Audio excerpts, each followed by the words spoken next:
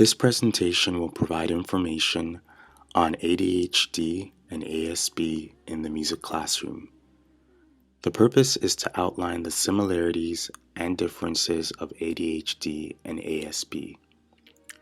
In this presentation, we will look at what is ADHD and ASB, what are the characteristics and causes, what are the similarities, what are the differences, how teachers can support students, and teaching strategies for the music classroom. What is ADHD? ADHD is the acronym for Attention Deficit Hyperactivity Disorder.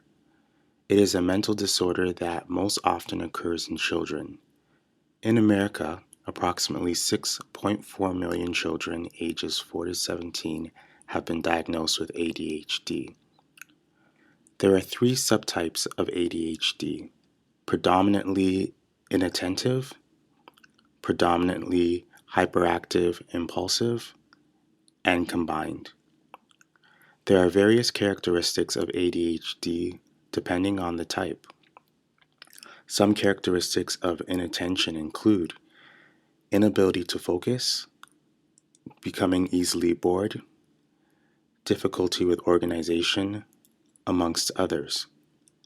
Some characteristics of hyperactivity include fidgeting or squirming, talking nonstop, having trouble sitting still during dinner, school, or story time, amongst others. And some characteristics of impulsivity include being very impatient, blurting out inappropriate comments, showing emotions without restraint, amongst others. Scientists are not 100% sure of the causes of ADHD. Studies suggest that genes play a larger role. However, ADHD is likely the result of a combination of factors such as environmental factors, brain injuries, nutrition, and one's social environment. What is ASB? ASB stands for attention-seeking behavior.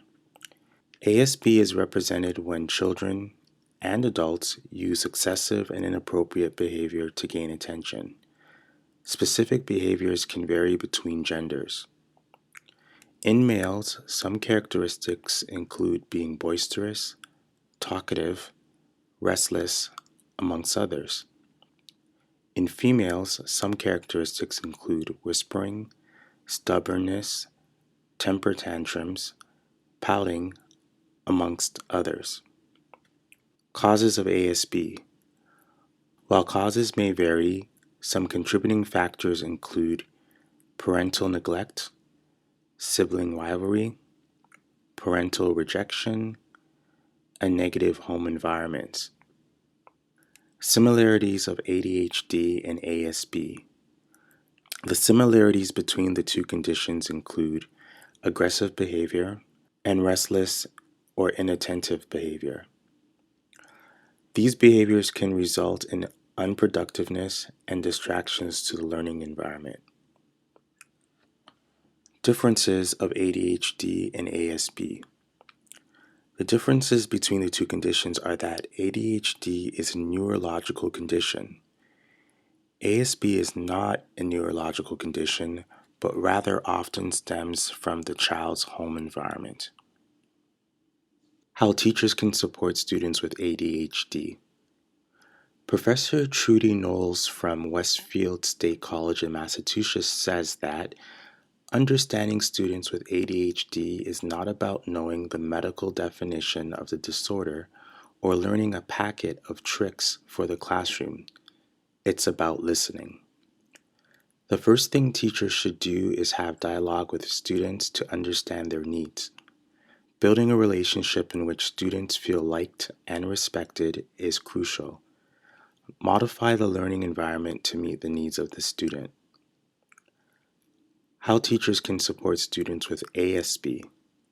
First, recognize that external factors are often at play. Do not assume that it's the child's fault they are seeking attention. Create an environment of respect and acceptance.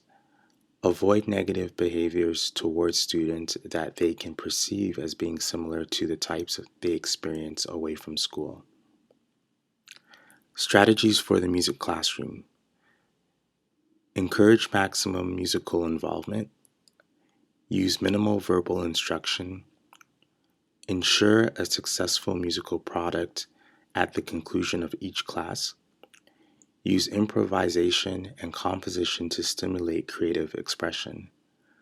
Modify lesson plans to increase appropriate behavior and decrease inappropriate behavior. Understand the needs of students as it pertains to music education. Here are some specific examples that can be used in the vocal, band, guitar, or keyboard classroom. Where possible, have students with ADHD or ASB positioned near the front of the class. This will help them better receive instructions from the teacher and be more engaged in the learning. Surround students with ADHD or ASB with positive role models. For example, a peer buddy in their section of the choir or band. Beware of placing them with their friends. This will help them develop their social skills and require less direct attention from the teacher. Limit lesson time and approach large activities in smaller segments. Incorporate physical movement where possible. Think about the physical warm-ups in a vocal or band class. Get students moving as much as possible. Short lessons prevent students from becoming bored and disruptive. Avoid high traffic and noisy areas. Have a designated quiet space or area.